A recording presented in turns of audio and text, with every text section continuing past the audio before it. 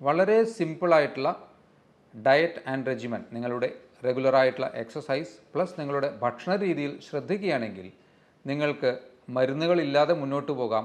അഥവാ നിങ്ങൾ വളരെയധികം പഴക്കമുള്ള ഒരു പ്രമേഹമുള്ളൊരു വ്യക്തിയാണെങ്കിൽ കൂടി നിങ്ങളുടെ മരുന്നുകളുടെ അളവിനെയോ ഇൻക്ലൂഡിങ് ഇൻസുലിൻ്റെ അളവിനെയോ ഒക്കെ തന്നെ നല്ലതുപോലെ കുറയ്ക്കാനും കഴിയും. നിങ്ങളുടെ ഹെൽത്ത് കുറേ കൂടി മെച്ചപ്പെടുത്താനും കഴിയും. അതായത് നിങ്ങൾ കഴിക്കുന്ന ഭക്ഷണത്തിൻ്റെ കാലറി അഥവാ ഊർജത്തിൻ്റെ മൂല്യം കണക്കാക്കി കഴിക്കുക എന്നുള്ളത് മാത്രമാണ് ഇതിലെ ഏറ്റവും സിമ്പിളായിട്ടുള്ളൊരു ടെക്നിക്ക്. ഹലോ ഫ്രണ്ട്സ്, ഞാൻ ഡോക്ടർ അഭിരാം. ഡയബറ്റിസ് അഥവാ പ്രമേഹം, കുറച്ച് കാലങ്ങൾക്ക് മുൻപ് വരെ പ്രമേഹം ഉള്ളൊരു വ്യക്തി ആണെങ്കിൽ ജീവിതകാലം വൺസ് പ്രമേഹം ഡയഗ്നോസ് ചെയ്യപ്പെട്ട് കഴിഞ്ഞാൽ ജീവിതകാലം മുഴുവൻ മരുന്നുകൾ കഴിക്കുകയും ആ ഒരു ഡയറ്റ് പാറ്റേൺ ഫോളോ ചെയ്യുകയും ചെയ്യണം എന്നുള്ളതായിരുന്നു ഒരു കൺസെപ്റ്റ്. എന്നാൽ ഇപ്പോൾ അങ്ങനെയല്ല സാഹചര്യം. നിങ്ങൾ അധികം പഴക്കമില്ലാത്ത, പ്രത്യേകിച്ച് ഒരു 5 വർഷത്തിൻ്റെ അടുത്തൊക്കെ പ്രമേഹമുള്ള ഒരു വ്യക്തിയാണെങ്കിൽ നിങ്ങൾക്ക് വളരെ സ്ട്രോങ് ആയിട്ടുള്ള പാരമ്പര്യ ഘടകങ്ങൾ കുറവാണെങ്കിൽ ഒക്കെ തന്നെ പ്രമേഹത്തെ നമുക്ക് പൂർണ്ണമായി ഒഴിവാക്കാം, അല്ലെങ്കിൽ നിയന്ത്രിച്ച് നിർത്താം എന്ന് തന്നെ പറയാം. കാരണം നിങ്ങൾക്ക് മരുന്നുകളുടെ ആവശ്യം വേണ്ടി വരില്ല എന്നുള്ളതാണ്.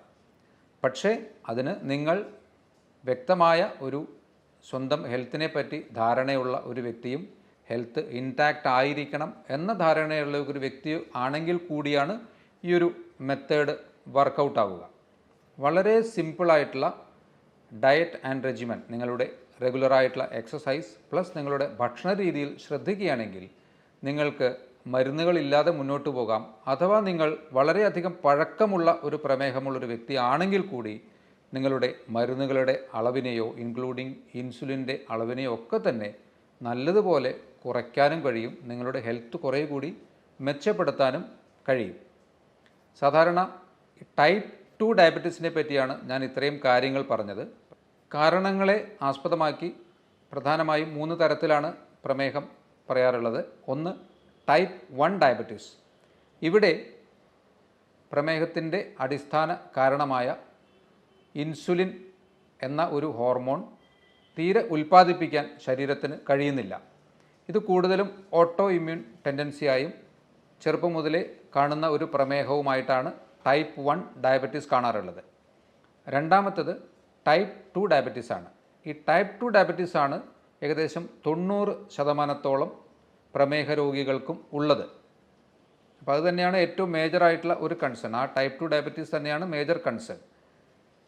പിന്നെ ജെസ്റ്റേഷണൽ ഡയബറ്റീസ്. ചില സ്ത്രീകൾക്ക് ഗർഭസ്ഥ അവസ്ഥയിൽ മാത്രം കാണുന്ന ഒരു പ്രമേഹം.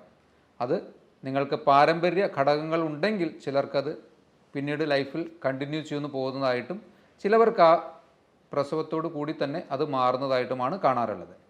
ഈ ടൈപ്പ് 2 ഡയബറ്റീസിനാണ് നമുക്ക് ഈ പറഞ്ഞൊരു ഡയറ്റ് പാറ്റേൺ ഏറ്റവും ഇഫക്റ്റീവായിട്ട് വർക്ക് ചെയ്യുന്നത്. ഞാൻ ഡയറ്റ് പാറ്റേൺ പറയുമ്പോൾ ഇത് വളരെ വളരെ സിമ്പിളായിട്ടുള്ള ഒരു മെക്കാനിസമാണ്.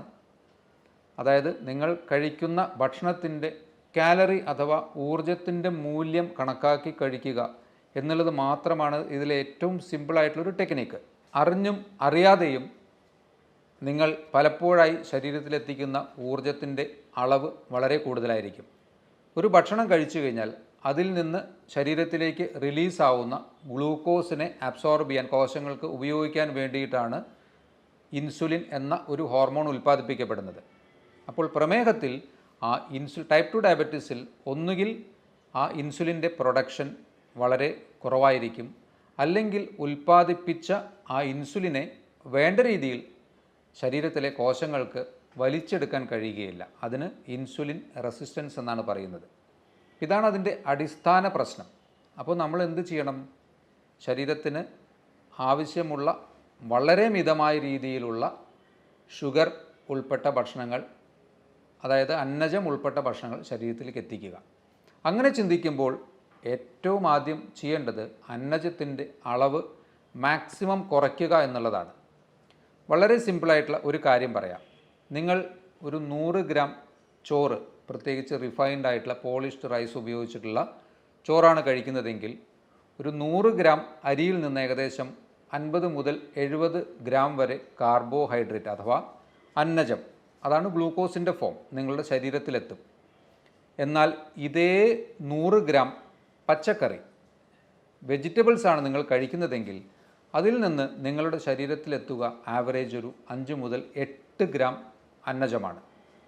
അതായത് റിഫൈൻഡ് ആയിട്ടുള്ള അന്നജത്തിലൂടെ അല്ലെങ്കിൽ ചോറ്, ചപ്പാത്തി ഇതിലൂടെയൊക്കെ നിങ്ങളുടെ ശരീരത്തിലെത്തുന്ന അന്നജത്തിൻ്റെ അളവ് 50 മുതൽ 70 വരെയാണെങ്കിൽ അതേ 100 ഗ്രാം പച്ചക്കറിയിലൂടെ നിങ്ങളുടെ ശരീരത്തിലെത്തുക ഒരു 5 to 8 ഗ്രാം അന്നജമാണ്. ഇത്രയേ ഉള്ളൂ. ഇതിൻ്റെ ഇത്ര സിമ്പിളായിട്ടുള്ള മെക്കാനിസമാണ്. ഇത് മനസ്സിലാക്കി കഴിഞ്ഞാൽ ഡയബറ്റീസിനെ നമുക്ക് വേണ്ട രീതിയിൽ കൺട്രോൾ ചെയ്യാം. അപ്പോൾ സ്വാഭാവികമായിട്ടും നമ്മൾ ചിന്തിക്കുക അന്നജത്തിൻ്റെ അളവ് കുറയ്ക്കുന്നു. അതായത് ഇപ്പോൾ രാവിലെ ഒരു 3 ഇഡ്ഡലി അല്ലെങ്കിൽ 3 ദോശ കഴിക്കുന്ന ഒരു വ്യക്തി അത് ഒരു ദോശയാക്കി മാറ്റുമ്പോൾ തീർച്ചയായും വിശപ്പിനെ നിയന്ത്രിക്കാൻ പറ്റില്ല. നിങ്ങൾ വിശന്നിരിക്കേണ്ട ആവശ്യമേ ഇല്ല. നിങ്ങൾക്ക് ധാരാളമായിട്ടുള്ള പച്ചക്കറിയും സാലഡും അതിൻ്റെ കൂടെ കഴിക്കാം. നിങ്ങളുടെ വിശപ്പ് നിയന്ത്രിച്ചും കിട്ടും. എന്നാൽ അധികമായിട്ടുള്ള പെട്ടെന്നുള്ളൊരു ഗ്ലൂക്കോസ് സർജ്, ആ ഒരു സ്പൈക്ക് നിങ്ങളുടെ ശരീരത്തിൽ വരികയില്ല. ആ കുറച്ചുള്ള ഇൻസുലിൻ വെച്ച് തന്നെ ശരീരത്തിന് ഈ കഴിച്ച ഭക്ഷണത്തിൽ നിന്ന് ഗ്ലൂക്കോസിനെ വലിച്ചെടുക്കാൻ കഴിയും. പക്ഷേ അതിൻ്റെ കൂടെ നിങ്ങൾ അത്യാവശ്യം വേണ്ട ഒരു പ്രോട്ടീൻ അതുപോലെ തന്നെ മിതമായ ഒരു ഫാറ്റ് കൂടി അതിൻ്റെ കൂടെ ഉൾപ്പെടുത്തുക. ഫോർ എക്സാമ്പിൾ രാവിലെ നിങ്ങൾക്ക് ഒരു എഗ്ഗ്, ഹോൾ എഗ്ഗ്, മുഴുവനായിട്ടുള്ള എഗ്ഗ് അങ്ങനെ കഴിക്കുന്നതുകൊണ്ട് കുഴപ്പമില്ല. അതുപോലെ തന്നെ ഉച്ചയ്ക്കലത്ത് ഇപ്പോൾ നിങ്ങൾ കഴിക്കുന്ന ഭക്ഷണം ഏകദേശം ഒരു ചപ്പാത്തിക്കോ അല്ലെങ്കിൽ ഒരു ദോശയ്ക്കോ തുല്യമായ അളവിലേക്ക് ആ ചോറിനെ എത്തിക്കുക. എടുത്ത് പറയേണ്ട ഒരു വിട്ടുപോയൊരു കാര്യം, പലരും ഷുഗർ കുറയ്ക്കാൻ വേണ്ടി ചപ്പാത്തിയാണ് കഴിക്കാറുള്ളത് എന്ന് പറയാറുണ്ട്. മനസ്സിലാക്കേണ്ടത് പ്രത്യേകിച്ച് യാതൊരു വ്യത്യാസവുമില്ല. നിങ്ങൾ ചോറ് കഴിച്ചാലും ചപ്പാത്തി കഴിച്ചാലും ഷുഗറിൻ്റെ അളവ് അതുപോലെ തന്നെ നിലനിൽക്കും. അതുകൊണ്ട് ധാന്യങ്ങൾ എന്ത് തന്നെയായാലും ഇൻക്ലൂഡിങ് റാഗി, ഓട്സ്, ഇതൊക്കെ തന്നെ പാലൊക്കെ ചേർത്ത് നല്ലതുപോലെ തിളപ്പിച്ച് ഉപയോഗിക്കുമ്പോൾ അതിൽ ഷുഗറിൻ്റെ അംശം കൂടുക തന്നെയാണ് ചെയ്യുന്നത്. അതുകൊണ്ട് ധാന്യങ്ങൾ എന്ത് തന്നെയായാലും അതിനെ മാക്സിമം കുറച്ച് കൊണ്ടുവന്ന് നിങ്ങളുടെ വിശപ്പിനെ നിയന്ത്രിക്കാൻ വേണ്ടി കൂടുതലായും പച്ചക്കറി ഉൾപ്പെടുത്തുക. നിങ്ങളൊരു പ്ലേറ്റ് ഓഫ് ഭക്ഷണം എടുക്കുകയാണെങ്കിൽ അതിൽ പകുതി പച്ചക്കറി എന്നുള്ളൊരു കൺസെപ്റ്റിലേക്ക് എത്തുക. പിന്നെ ബാക്കി പകുതിയിൽ ഒരു പോർഷൻ കാർബോഹൈഡ്രേറ്റ് അഥവാ അന്നജം എന്ന് പറയുമ്പോൾ ഇഡ്ഡലി, ദോശ, ചപ്പാത്തി, പത്തിരി, പുട്ട് ഇതൊക്കെ അതിൽ വിടും.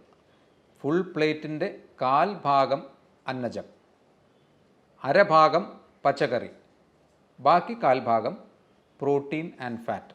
അപ്പോൾ നിങ്ങൾ ഫിഷ് കഴിക്കുന്നുണ്ടെങ്കിൽ അത് സാധാരണ അളവിൽ തന്നെ മിനിമലായിട്ട് കഴിക്കാം. ചിക്കൻ്റെ പീസ് കഴിക്കാറുണ്ടെങ്കിൽ ആഴ്ചയിൽ 1-2 ദിവസമൊക്കെ ചെറുതായിട്ട് കഴിക്കുന്നതുകൊണ്ട് കുഴപ്പമില്ല.